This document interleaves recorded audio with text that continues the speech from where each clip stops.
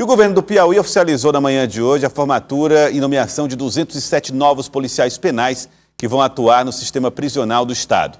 Os agentes serão integrados de forma imediata às 16 unidades e farão parte de um processo de reconstrução do sistema. O repórter Tássio Cruz traz os detalhes do Jornal do Piauí. 207 histórias que começam a ser escritas a partir de hoje. O governo oficializou a formatura e a nomeação dos novos policiais penais que atuarão no sistema penitenciário do Piauí. Os novos agentes de segurança concluíram o curso e agora serão alocados imediatamente nas 16 unidades prisionais do Estado. Para o secretário, o momento é de reconstrução de todo o sistema prisional piauiense. Seguir aqui num cronograma de reconstrução do nosso sistema, certo? De reestabelecimento do sistema de cumprimento de pena, para que nós possamos aqui oferecer à sociedade, certo? Um sistema de cumprimento de pena mais humano e mais justo. É imprescindível, certo? A participação do policial penal no dia a dia das unidades, não só na segurança de perímetro, não só na segurança externa das unidades, mas também o policial penal hoje ele é um agente, certo, de transformação, é um agente de reinserção social, tem que ter essa formação e esse compromisso com o sistema de segurança e com a sociedade, sobretudo. Além da formatura, o governo realiza hoje uma série de atividades no âmbito da 12ª reunião ordinária do Conselho Nacional dos Secretários de Estado da Justiça. Pela manhã, o governador inaugurou a reforma da colônia agrícola Major César, em Altos, e a central de monitoramento eletrônico de presídios, na capital. Nós temos feito todo um esforço para melhorar, modernizar e ampliar o nosso sistema penitenciário, inclusive com a meta de ter atividades de educação e trabalho em todas as unidades. E, portanto, esse trabalho dos policiais penais é essencial para a gente garantir que o processo de ressocialização aconteça, além de ser um instrumento de segurança para toda a sociedade, o sistema penitenciário, e, portanto, os que lá trabalham exercem esse papel fundamental, também a nossa crença no papel da ressocialização. Então, a gente daqui a pouco, inclusive, vai lá visitar a Major César, que foi toda reformada, inclusive com o trabalho dos próprios apenados que lá estão. Lá tem uma experiência muito boa de profissionalização e também de educação para esses que estão lá. E, portanto, é dessa forma que a Secretaria de Justiça tem sido um pilar importante para também garantir redução dos indicadores de violência e garantir mais paz social para a nossa sociedade. Para o governo federal, a formatura dos novos policiais penais e as inaugurações desta quinta-feira representam um fortalecimento da parceria com o Estado do Piauí. Nós estamos aqui também ratificando a nossa parceria com o governo do Estado na questão dos investimentos federais. Hoje nós vamos inaugurar uma ampliação da unidade de semiaberto aqui, uma penitenciária agrícola. Nós estamos a inaugurar uma central de monitoramento. O governo federal aqui no estado do Piauí, só na questão prisional, nós temos um investimento de quase 50 milhões de reais. Enfim, é um reforço importante porque a nossa intenção, não só no Nordeste do Brasil, mas também para todo o sistema penitenciário nacional, é ampliar os investimentos, gerar mais vagas e permitir e enfrentar a questão da superpopulação, que nós sabemos que é o grande problema do sistema penitenciário brasileiro. Olha, importante, enquanto a gente estava acompanhando a reportagem aqui, eu, Lívia e Elivaldo chamou a atenção para a presença de duas grandes autoridades em segurança pública em 2 dias no estado do Piauí. Ontem, o secretário nacional de Segurança Pública do Ministério da Justiça. Hoje, o responsável, vamos dizer assim, Elivaldo, por toda essa questão da discussão do sistema prisional brasileiro. A área importantíssima.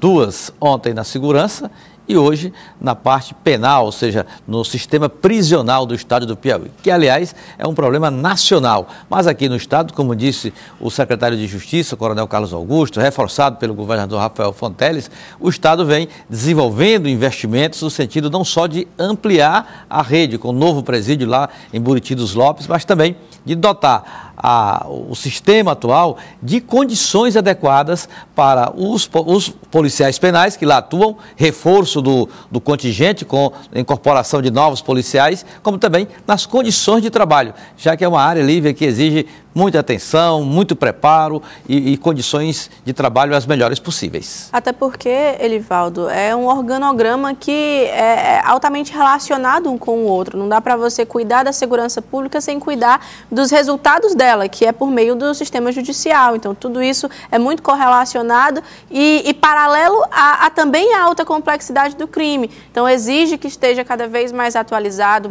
com mais tecnologia, com um corpo técnico, não somente nas ruas, mas também por meio dos aparatos tecnológicos. É realmente um desafio muito grande e exige uma complexidade tão grande quanto, que é o que a gente percebe que está sendo movimentada, não só no Piauí, mas no Brasil como um todo. E agora há pouco, Lívia, a gente viu aí a central de monitoramento, nós falamos de lá, mostramos o trabalho que é feito das tornozeleiras eletrônicas. E a expectativa, inclusive, do governo é que diminua a população carcerária e que pessoas que já têm o direito de uma progressão de regime do uso da tornozeleira saia de dentro dos presídios e possa ter acesso a isto, né? Também é uma outra política, a do desencarceramento, que está em curso no estado do Piauí. Isso, que também é muito relacionada na ressocialização, que muito é criticada, porque nós vivemos em um país em que, infelizmente, existem certas práticas que sofrem impunidade, então acaba que o brasileiro fica receoso, fica com medo de não haver uma consequência legal ou penal referente aos crimes que acontecem cotidianamente.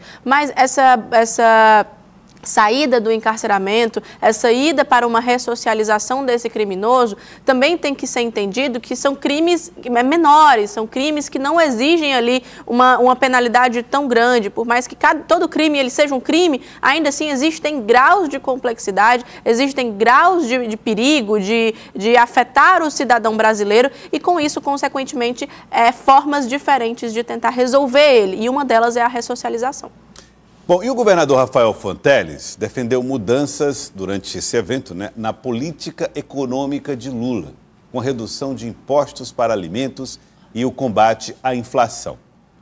A fala do governador veio no contexto, né, da queda de popularidade e aprovação do governo Lula nesses últimos meses, né, nas pesquisas que foram realizadas pelo Datafolha. O governador deu aí essa posição, essa opinião, durante a entrevista aos repórteres. Vamos ver. Olha, do ponto de vista econômico, sem dúvida, essa é a principal prioridade do país e, portanto, a prioridade do governo. E o presidente Lula já tem sinalizado nessa direção.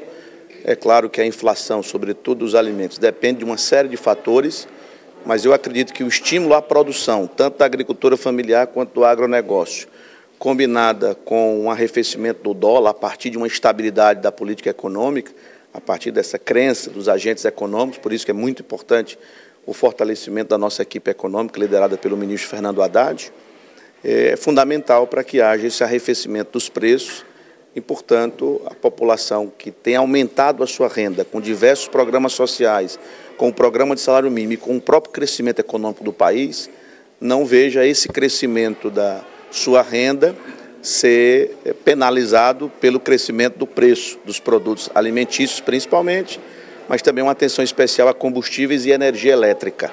Então, acredito que o presidente está certo ao colocar isso como prioridade do ponto de vista da economia.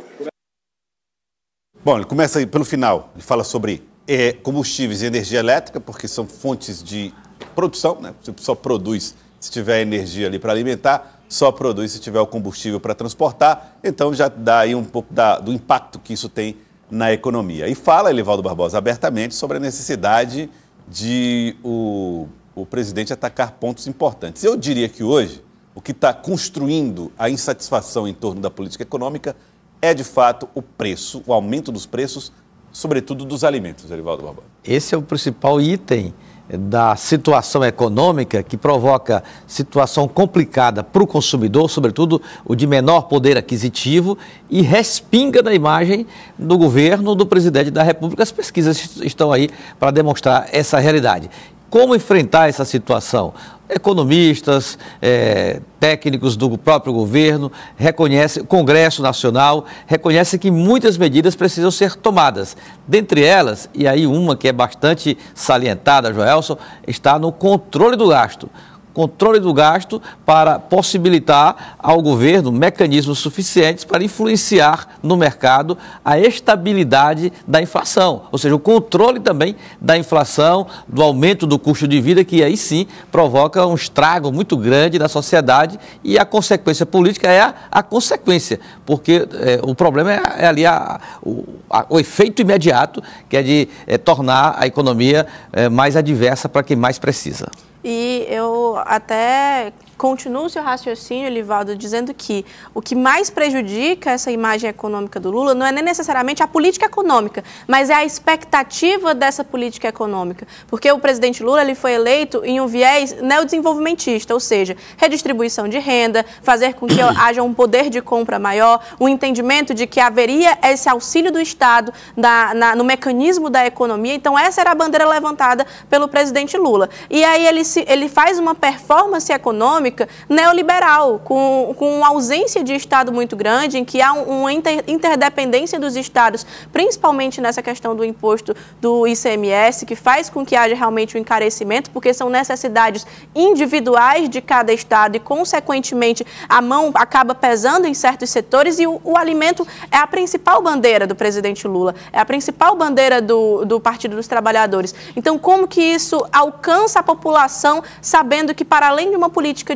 econômica, também é uma política de governo? Acredito que existe essa falha na comunicação e uma estratégia que precisa ser reformulada caso haja uma vontade de uma sucessão petista ou até de uma reeleição do presidente Lula. Você acha que o sucesso de uma reeleição passa pela resolução desse problema? Com certeza, porque é o principal ponto que o presidente traz. É tirar o Brasil do mapa da fome, é fazer com que haja um poder de compra maior para famílias vulneráveis. Como que tem esse alcance se o brasileiro não está conseguindo comprar café? Então, existe uma necessidade do presidente Lula entender qual é essa política econômica que ele vai abordar no Planalto e mais, como que ele vai transmitir isso para o brasileiro, que é o mais importante agora. Porque as declarações não foram das melhores nesses últimos tempos, né? A comunicação do presidente... Pior possível, né? Eu diria até que tão devastadora para a redução da popularidade do presidente Lula tem sido a inflação dos alimentos, como as declarações do próprio presidente, passando exatamente uma realidade de descontrole governamental da realidade econômica. Portanto, medidas pontuais, como fizeram, por exemplo, Dilma lá atrás, resultaram em recessão, que ainda hoje sofremos com os efeitos daquela recessão.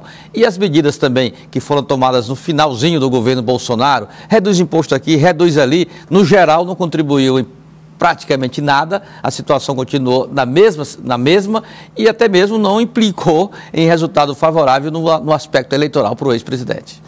E o governador também confirmou o envio de projeto com reajuste de salários dos servidores para a Assembleia Legislativa nas próximas semanas. O assunto, o aumento dos salários, será debatido pelo Parlamento nos próximos dias. No caso dos professores, 6,27% para toda a carreira, inclusive diminuindo esse achatamento, que é uma das reivindicações dos professores, e isso foi um compromisso nosso desde o ano passado. Já começamos no ano passado esse processo de melhoria desse perfil do plano de cargos, carreiras e salários. Para os demais, 5,35% para todos, e uma série de reivindicações que foram acordadas nas mais de 100 reuniões da mesa permanente de negociação. Então, o governo nosso que tem esse perfil de diálogo, repito, foram mais de 100 reuniões com o secretário Samuel, com os secretários das áreas finalistas, com a secretária Núbia Lopes, e, portanto, isso tudo vai se materializar em alguns projetos de lei que devem ser encaminhados até o início de março, na pior hipótese, para poder exatamente a Assembleia aprová-lo, apreciá-los, melhor dizendo, ao longo do mês de março, ali para terminar a aprovação até o início de abril, porque elas já vão valer essas medidas a partir de 1º de maio. Tem pressa, portanto, na aprovação, né? O governo do estado do Piauí em relação a esse reajuste para os servidores, porque vai vigorar a partir do dia 1º de maio. E aí, envia agora, ou envia, sei lá, semana que vem, esse assunto vai ficar para depois do Carnaval. Então, o mês de março é o mês da tramitação da matéria, Elivaldo Barbosa. Com certeza. Da parte da Assembleia, o presidente Severo Eulálio já se comprometeu, as comissões já estão sendo formadas para dar celeridade na tramitação dessas matérias. Portanto, trata de vantagens para os servidores em aumentos salariais para diversas categorias. Na Assembleia não é problema. A dificuldade que o governo já tem, é no diálogo com as categorias, no que diz respeito a consensos.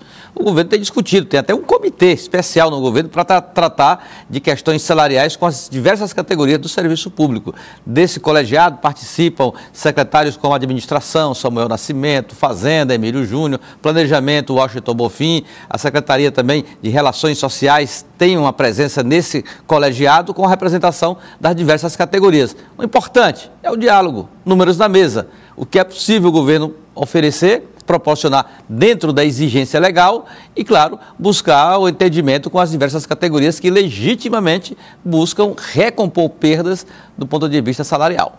Ontem o Elivaldo e o Tássio estavam conversando aqui com a gente, Lívia. Eu não sei exatamente qual dos dois falou isso. Eu falava a respeito da tramitação da matéria na Assembleia Legislativa. Não, o problema não é tramitar na Assembleia, é a população acompanhando e os servidores, né, fazendo as reivindicações em torno dessas questões dos valores que serão apresentados. Isso, Joyce, porque essa relação legislativo estadual e executivo estadual, do governador e com a bancada, é muito tranquila. A aprovação ela tende a ser, inclusive, bastante célere, porque, se lembrarmos bem, o ano legislativo começou agora em fevereiro. Então, existem algumas prioridades que foram colocadas em pauta e já aprovadas, e a partir do Carnaval deve continuar essa tramitação de novas demandas. Então, essa reivindicação, essa demanda do setor da educação, que é extremamente importante e necessita, de fato, de uma valorização, ela também é válida. Então agora é fazer essa correlação de tramitar de forma fluida e que essa tramitação seja proporcional a essas expectativas da educação estadual.